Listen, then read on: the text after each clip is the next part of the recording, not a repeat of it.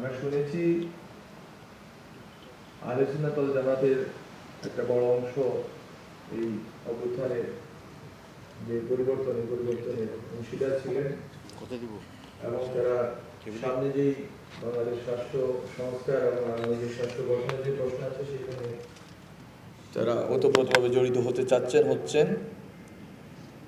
সমস্যা দেখা গিয়েছে যে বাংলাদেশে ফ্যাসিবাদের আমলে কতিপয় আহলে সুন্নাত ওয়াল জামাতের আলেম বা অংশীজন হয়তো ফ্যাসিবাদী শাসনের সাথে জড়িত ছিলেন, কিন্তু এই জন্য হরে ধরে আহলে সুন্নাত ওয়াল জামাতের আলেমদের বা যারা পীর আছেন, দরবার আছেন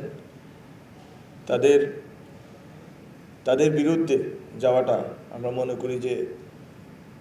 উচিত না। এবং আমরা মনে করি যে এই সুবাদে যে মাজার ধ্বংসের ঘটনা ঘটেছে, আমরা ইতিমধ্যে অনেকগুলো মাজার ধ্বংসের ঘটনায় ব্যবস্থা নিয়েছি এবং সামনেও ব্যবস্থা নিব।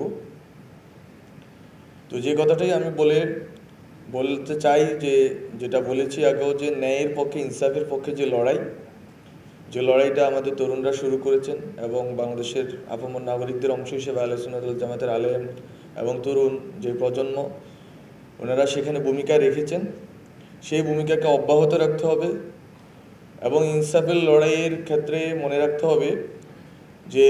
আহলে সুন্নাত ওয়াল জামাত বা যাদেরকে আমরা বলি যারা সুফি যে অংশ, যারা আসছেন তাসাউফের চর্চা করেন, ওনারা কিন্তু শুধুমাত্র শান্তির দাওয়াত দেননি। আমাদেরকে মনে রাখতে হবে সুফিরা মূলত বাংলাদেশে এসে জঙ্গল সাফ করে মসজিদ, দরগা তৈরি করেছেন, খানকা তৈরি করেছেন, দায়রা তৈরি করেছেন এবং এখানে বসে ওনারা কিন্তু লড়াইও করেছেন শত শত বছর ধরে।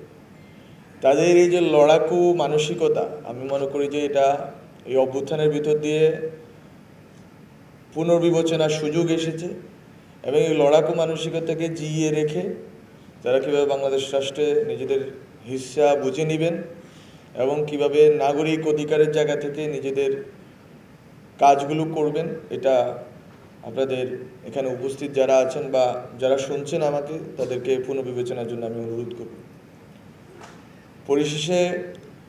বাংলাদেশে গণ অভ্যুত্থানের পক্ষে আপামর তরিকত,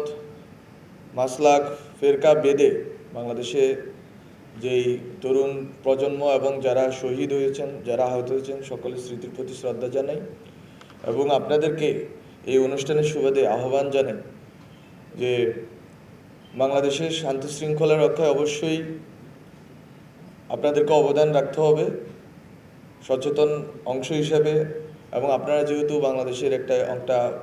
অংশের জনগণের প্রতিনিধিত্ব করেন, তারা আপনাদেরকে শুনেন, ফলত আপনাদেরকে একটি স্থিতিশীল এবং শান্তিপূর্ণ বাংলাদেশের পক্ষে অবদান রাখতে হবে